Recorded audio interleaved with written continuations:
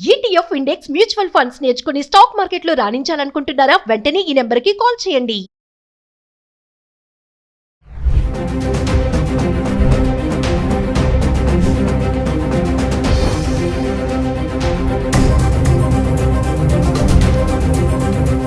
Hello viewers, welcome back to Suman TV. ప్రస్తుతం మనతో పాటు ఉన్నారు the great grandson freedom fighter Kanneganti Hanumantha Rao గారు, PhD in American studies.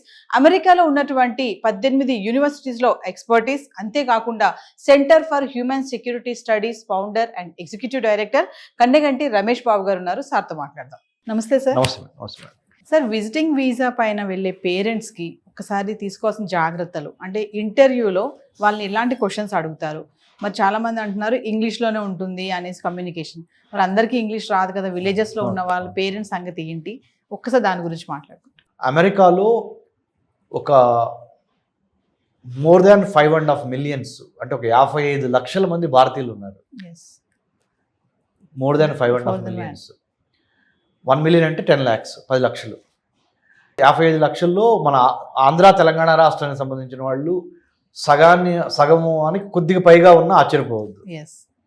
So ఇలాంటి తరుణంలో ఆంధ్ర తెలంగాణ రాష్ట్రాల నుంచి ఎంతోమంది ఉన్నత విద్యను అభ్యసించి H1B వీసాలు కానీ, టూరిస్ట్ వీసాలు కానీ, విజిటింగ్ వీసాలు B1 B2 కానీ ఇలాంటి తీసుకొని అమెరికా వెళ్తూ ఉంటారు.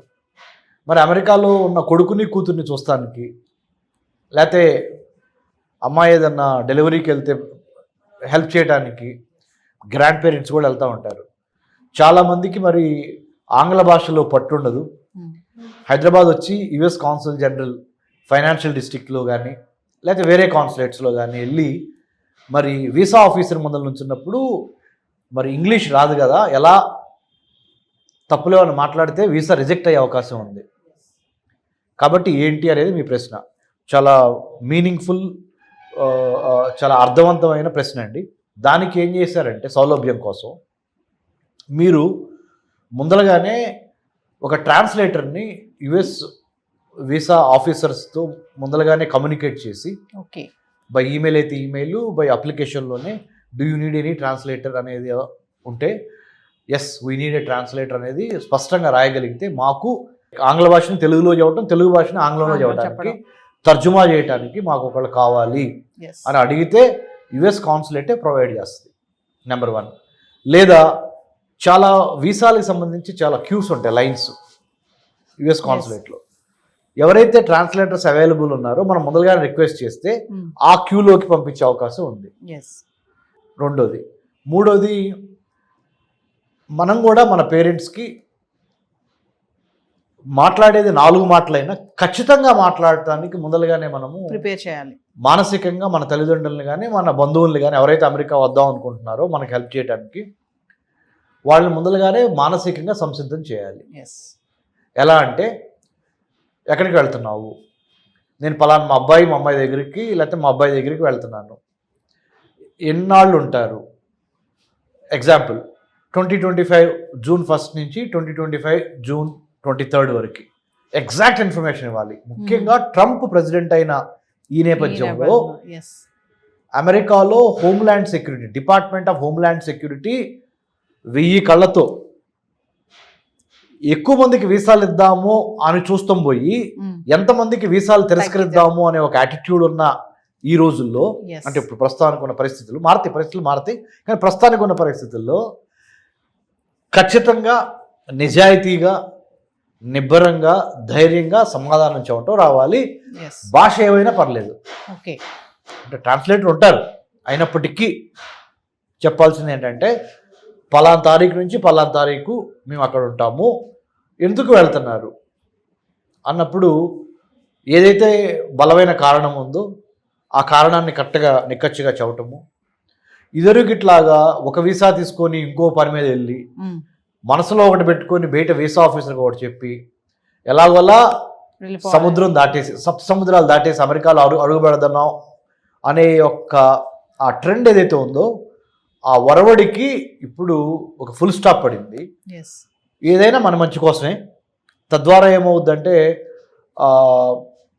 ఇప్పుడు ఏమవుతుందంటే నవీన్ గారు 10 మందికి నిజంగా జెన్యూన్ రీజన్స్ ఉన్నా ఒకళ్ళు తప్పు చేయటం వలన మిగతా 9 మందికి ఆ అవకాశాలు దెబ్బతినిపోతాయి. ఎస్, ఇది కరెక్ట్. దయచేసి మనం కూడా బాధ్యతతో మెలగాలి, ఉన్నది ఉన్నట్టుగా చెప్పాలి, మన దేశ పరువు ప్రతిష్టని ప్లస్ మన కుటుంబ పరువు ప్రతిష్టని కాపాడుకోవాలి, అబద్ధాలు చెప్పొద్దు అనే దాని మీద మానసికంగా మీరు సంసిద్ధులై వెళ్ళండి. తద్వారా దేశానికి పేరు తెచ్చిన వాళ్ళు అవుతారు, మన రాష్ట్రానికి, మీ ఊరికి, మీ కుటుంబానికి పేరు తెచ్చిన వాళ్ళు అవుతారు.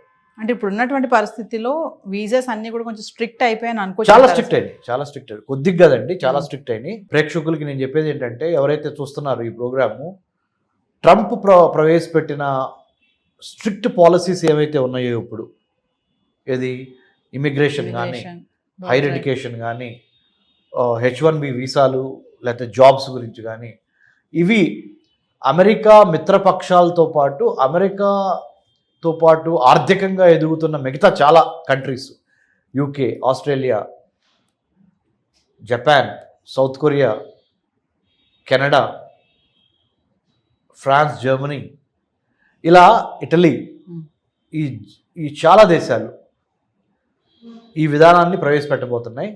లోకలైజేషన్, ఫస్ట్ లోకల్స్కి, స్థానికులకి ఎక్కువ విద్యా, వైద్యం, ఆరోగ్యం, ఉపాధిలో ఎక్కువ స్థానికులకు అవకాశం ఇచ్చి, వేరే దేశాల నుంచి వచ్చి అమెరికాలో స్థిరపడిన వాళ్ళకి సెకండ్ ప్లేసు, థర్డ్ ప్లేసు, 2వ ప్లేసు, 3వ ప్లేసు ఇవ్వాలనేది అఫీషియల్గా అన్డిక్లేర్డ్, అంటే అసలు డిక్లేర్ చేయకుండానే డిక్లేర్ చేయబడిన పాలసీ విధానం అయిపోయింది. కాబట్టి ఉన్నంతలో సాధ్యమైనంత వరకు నీతి నిజాయితీగా సమాధానాలు చెప్పి, తెలుగులో అయినా ఇంగ్లీష్లో అయినా, భాష ఏదైనా మీరు ఇచ్చే ఇన్ఫర్మేషన్, సమాచారము ఖచ్చితంగా కాన్ఫిడెంట్గా పొలైట్గా ఇవ్వండి. ఈ ఇచ్చే పరిణామ క్రమంలో మీ తల్లిదండ్రుల్ని కానీ, మీ డిపెండెంట్స్, మీ మీద ఆధారపడి అమెరికా వద్దాం అనుకుంటున్న వాళ్ళు ప్రిపేర్ చేయండి. ఆ విధంగా మానసికంగా ప్రిపేర్ చేయండి, హోంవర్క్ చేయండి. Plan, prepare, perspire and inspire. అంటే ముఖ్యంగా చక్కగా ప్రణాళిక వేయండి. ఇంట్లో కూర్చోబెట్టి హోమ్ ట్యూషన్ లాగా చెప్పండి పేరెంట్స్కి, అమ్మ ఇట్లా వీసా ఆఫీసర్ అడుగుతారు, నువ్వు ఇట్లా చెప్పు, ఉన్నది ఉన్నట్టు చెప్పాలి. ఎందుకంటే డాక్యుమెంట్స్ మ్యాచ్ కాలేదు, చెప్పేదానికి డాక్యుమెంట్స్ మీద ఉన్నదానికి తేడా ఉందనుకోండి, సారీ. కాబట్టి మంచి మెలకువలతో ఉండండి, అద్భుతంగా మీకు వీసాలు వస్తే భయపడొద్దు. మీకు ఎటువంటి సందేహాలున్నా డాక్టర్ రమేష్ కన్నగంటి నేను ఉన్నాను, మీకు సహాయం చేస్తాను. I did my PhD in American studies. America చాలాసార్లు వెళ్ళొచ్చి అమెరికన్ అధికారులతో కూడా చాలా యూనివర్సిటీస్లో పనిచేయడం మూలన మాకు కొంత అనుభవం ఉంది. అనుభవాన్ని మీకు షేర్ చేస్తాను. Thank you sir. Thank you Nagendra గారు.